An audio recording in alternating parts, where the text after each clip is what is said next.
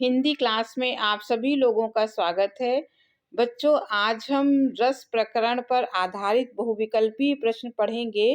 कोई भी परीक्षा हो, चाहे आपके किसी भी बोर्ड की परीक्षा हो या आप किसी भी प्रतियोगी परीक्षा की तैयारी कर रहे हो, रस पर आधारित प्रश्न जरूर आते हैं। तो जो सबसे अधिक महत्वपूर्ण, जो सबसे अधिक इम्पोर्टेंट इससे आधारित प्रश्न है, वो उसे बहुविकल्पी के रूप में आपको इस वीडियो में पढ़ाया जाएगा। आप इस वीडियो को आखिरी तक ज़रूर देखिएगा ताकि आपको रस पर आधारित प्रश्नों के उत्तर आपको मिल जाएं। और अगर आप इस तरह के और भी नए नए वीडियो पाना चाहते हैं तो आप चैनल को सब्सक्राइब कीजिएगा। आपके लिए लगातार ऐसे वीडियो बनते रहेंगे और आप तक पहुंचते रहेंगे। तो अब हम इस वीडियो को शुरू करते हैं, जो रस पर आधारित हमारे बहुविकल्पीय प्रश्न हैं। पहला इसमें प्रश्न है, श्रृंगार रस का स्थायी भाव है। आपसे श्रृंगार रस का स्थायी भाव पूछा गया है। इसके 4 ऑप्शन है। आपको भी परीक्षा में बहुविकल्पी ही ये प्रश्न आएगा।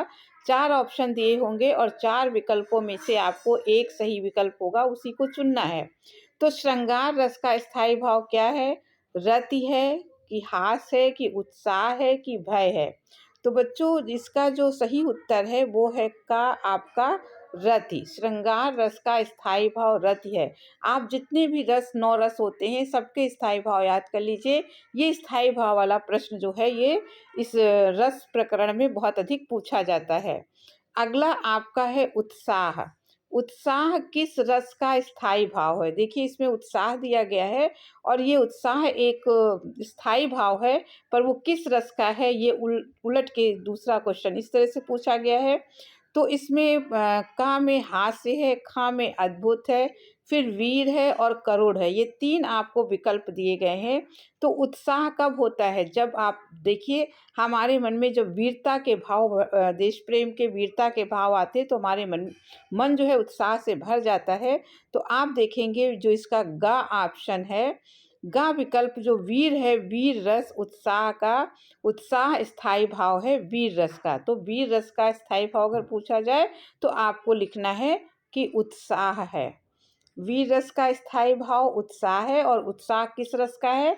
तो आपको लिखना होगा वीर रस का है। आगे देखते हैं अगले प्रश्न को। तीसरा आपका प्रश्न आता है, प्रिय वस्तु के नष्ट हो जाने पर कौन सा रस उत्पन्न होता है? हमारी कोई बहुत ही प्रिय वस्तु होती है, अगर उसका विनाश हो जाए, नष्ट हो जाए, तो वहाँ पर 4 आपको विकल्प दिए गए हैं, शांत रस, करुण रस, श्रृंगार रस और रौद्र रस। तो रौद्र रस क्रोध का होता है, ये नहीं हो सकता। शांत रस नहीं हो सकता और श्रृंगार प्रेम का रस है, तो ये नहीं हो सकता। तो आपका होगा करुण रस। अगर कोई वस्तु आपकी नष्ट हो जाती है तो आप देखिए आपके अंदर करुणा का भाव, शोक का भाव आ जाता है नष्ट होने पर। तो यहाँ पे करुण रस इस जो विकल्प है ये एकदम सही है। अब आगे अगले प्रश्नों को देखते हैं। चौथा यहाँ पर प्रश्न है, मैया मोरी मैं नहीं माखन खायो, पंक्ति में रस है। अब इस तरीके के भी प्रश्न आएंगे कि आपको कविता की 1 लाइन 2 लाइन दे दी जाए और वहाँ पे पूछा जाए कि इसमें कौन सा रस है। तो आपको यहाँ पे क्या बताना है? मैया मोरी मैं नहीं माखन खायो। तो ये मैया माने माँ और बच्चे के बीच का वार्तालाप है, तो उसके लिए आपका होता है वात्सल्य रस।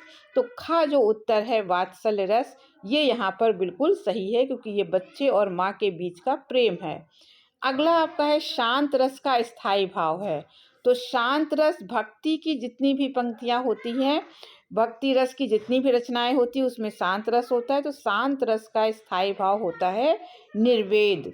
तो इसका जो गा उत्तर है वो विकल्प सही है। ना तो शोक होगा, ना उत्साह होगा, ना भय होगा। इसका निर्वेद आपका सही उत्तर होगा। अगला देखिए, फिर आपको कविता दी गई है। अगली कविता इसमें दी गई है, वीर तुम बढ़े चलो। इस पंक्ति में कौन सा रस है? तो वीर तुम बढ़े चलो, इसमें वीर शब्द आ गया है, आप वीर से ही मिला लीजिए। तो वीरता का भाव है, तो आपका जो वीर रस का ऑप्शन है वो बिल्कुल सही है। अब अगला देखते हैं।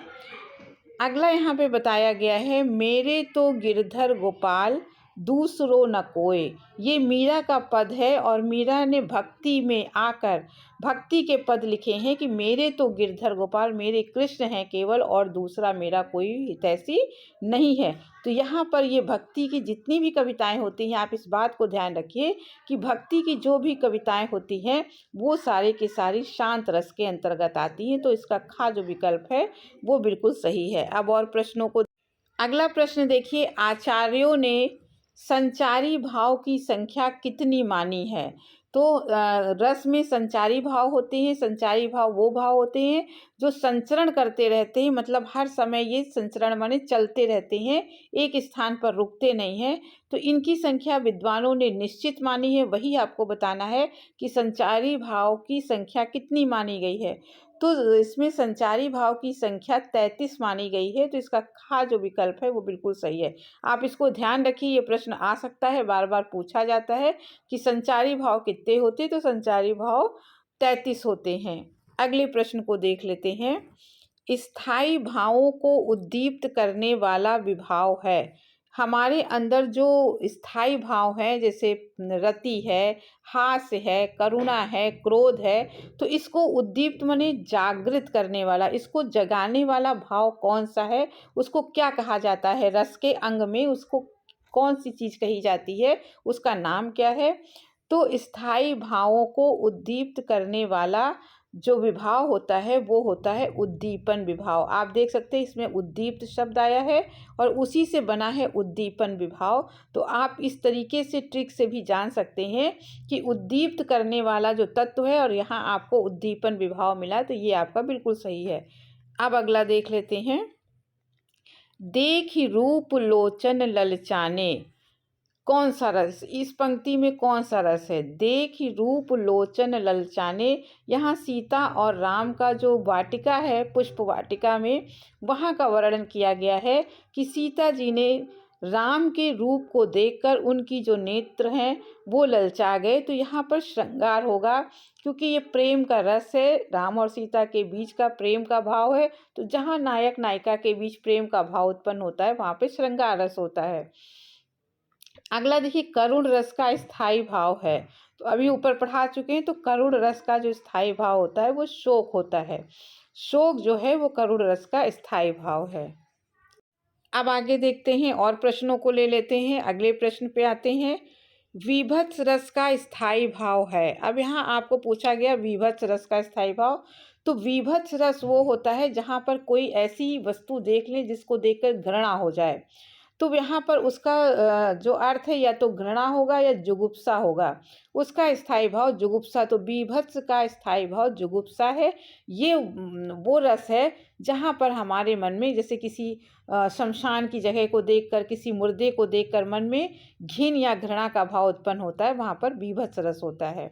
अगला देखिए, किस रस को रसराज कहा जाता है? 9 रस होते हैं। तो 9 रस में रसों का राजा किसको माना गया? विद्वानों ने रसराज या रसों का राजा किसे माना है? तो ये माना है श्रृंगार रस को। ये जो घा विकल्प है बिल्कुल सही है। श्रृंगार रस को रसराज कहा जाता है या सभी रसों का राजा कहा जाता है। अब आगे के प्रश्न देखते हैं। अगला यहाँ पर दिया है, रौद्र रस का स्थायी भाव क्या है? तो रौद्र रूप का संबंध क्रोध से होता है। जब आदमी क्रोध में, गुस्से में होता है तो उसका जो रूप है वो रौद्र हो जाता है। तो यहाँ पर रौद्र रस का स्थायी भाव क्रोध होगा। तो गा विकल्प जो है बिल्कुल सही है। अगला प्रश्न है, भरत मुनि ने रसों की संख्या कितनी मानी है? आपको ये भी जानना चाहिए कि जो रस है, रस का निरूपण किसने किया था? सबसे पहले किस विद्वान ने? तो भरत मुनि ने किया था। तो भरत मुनि ने कितने रसों को बताया था? तो भरत मुनि ने 8 रस बताए थे और 9वां रस जो है वो अभिनव गुप्त ने, इनके जो शिष्य थे, उन्होंने बताए थे। तो भरत मुनि के अनुसार रसों की संख्या 8 थी। अब आगे देखते हैं। अगला है, बिनु गोपाल बैरनि भई कुंजय। ये कविता की लाइन है, इसमें आपको रस बताना है। तो बिनु गोपाल बैरनि भई कुंजय, इसका अर्थ आप लगा लीजिए कविता का, तो आपको रस समझ में आ जाएगा। बिनु गोपाल माने बिना गोपाल के में जो कुंज लताएं हैं, जो उपवन है, उद्यान है, ये मेरी सौतन बन गई हैं, मेरी बैरी माने शत्रु बन गई हैं। तो यहाँ पर जब कृष्ण चले जाते हैं और गोपियाँ ब्रज में अकेली हैं, तो ये यहाँ पर आपका वियोग श्रृंगार आएगा। अगला हम देखते हैं, अगला क्या है? हाय रुक गया संसार, बना सिंदूर अनल अंगार में कौन सा रस है? अब इस कविता को आपको, चाहे पहली बार आपने इस कविता को देखा हो, पर उसको ध्यान से 2-3 बार पढ़ेंगे तो उसका अर्थ आपको समझ में आने लगेगा।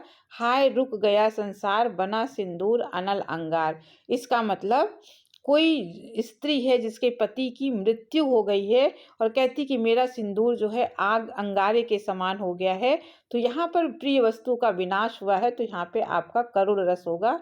ख इसका एकदम सही है। अगला देखते हैं, प्रश्न पूछा गया है कि विभाव, अनुभाव व संचारी भाव के संयोग से किसकी उत्पत्ति होती है? ये परिभाषा दी हुई है रस की।